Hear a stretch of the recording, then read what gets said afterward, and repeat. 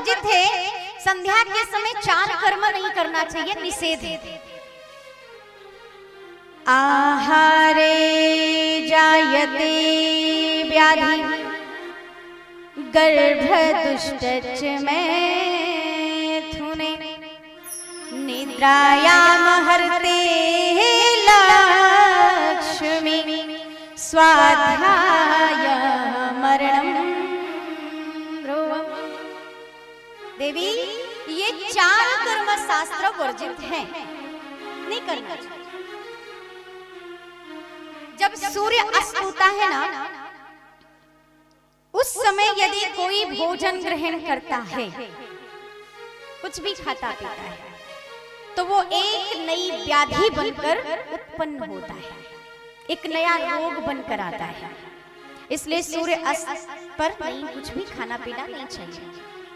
और दूसरा कहा कि संध्या के समय कोई भी संतान प्राप्ति की कोई क्रिया नहीं करनी चाहिए। क्यों? क्योंकि ये समय भगवान भूत भावन भोलेनाथ का है। इस समय भगवान अपने भूत प्रेत गणों को लेकर के सारी सृष्टि का भ्रमण करते हैं। इसलिए कभी भी पति पत्नी को एक साथ उस समय नहीं होना चाहिए। तो कहते हैं कि और भगवान श्री नारायण ने, आप कल सुनेंगे, हिरण्यकश्यपु को मारने के लिए ये संध्या का समय निर्धारित किया था। इसलिए संध्या के समय पर ये दैत्य का समय, तो कहा कि कोई भी संतान प्राप्ति की क्रिया मत करिए। और इस समय की यदि संतान आपके गर्भ में ठहर गई, तो आपने प्रथम दिन की कथा सुनी ना, धुंधकारी, बिल्कुल वही। आपके पुत्र हो या पुत्री हो, कभी सुख नहीं पाएंगे आप। वो आपको सताने वाली होगी, आपको दुख देने वाली होगी, आपको कष्ट देने वाली होगी। क्योंकि गलत समय पर किया गया कार्य भी गलत परिणाम ही देता है। इसलिए हर एक कार्य को करने के लिए एक समय निश्चित किया गया है, किस समय आपको क्या करना है। और आगे कहते हैं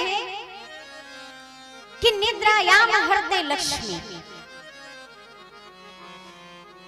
संध्या के समय यदि कोई शयन कर रहा है, यदि कोई सो रहा है, तो उसे उठा दीजिए। सोना नहीं चाहिए, क्योंकि संध्या के समय पर लक्ष्मी का आगमन आपके घर होता है। और यदि आप सो रहे हैं तो लक्ष्मी आपको प्रणाम करके चली जाएगी, फिर कभी नहीं आने वाली। ये जो निद्रा है ना, ये आपकी लक्ष्मी का हरण कर लेती है। इसीलिए कहते हैं माताओं बहनों को खास ध्यान रखना चाहिए कि संध्या के समय पर कभी भी घर में झाड़ू नहीं लगाना चाहिए। लगाओ तो लगा के उस कूड़े को आप साइड में एक किनारे रख दो। क्यों? क्योंकि उसको घर से बाहर फेंको मत, दहलीज पार मत करो। संध्या के समय उस समय लक्ष्मी आती है, और हमारे घर के जो झाड़ू है ना, वो भी लक्ष्मी है। इसलिए उससे कुछ साफ नहीं करता। और चौथी बात कहा कि स्वाध्याय मरणम ध्रुवम्। यदि कोई बालक यदि अध्ययन कर रहा है, कुछ पढ़ाई कर रहा है, स्वाध्याय कर रहा है, तो उसकी किताब बंद कर दो। बेटा अभी जाओ, 1 घंटे के लिए खेल कराओ। क्योंकि उस समय पढ़ना ना पढ़ना कोई मतलब नहीं। पढ़ो, लेकिन क्या पढ़ो? रामायण पढ़ो, गीता पढ़ो, कोई धार्मिक पुस्तक पढ़ो तो ठीक है। यहाँ तक कि बैठकर राम राम करो, भजन करो, दीपक जलाओ, कीर्तन करो, आरती गाओ, है ना। तो कहा कि देवी ये 4 कर्म वर्जित हैं।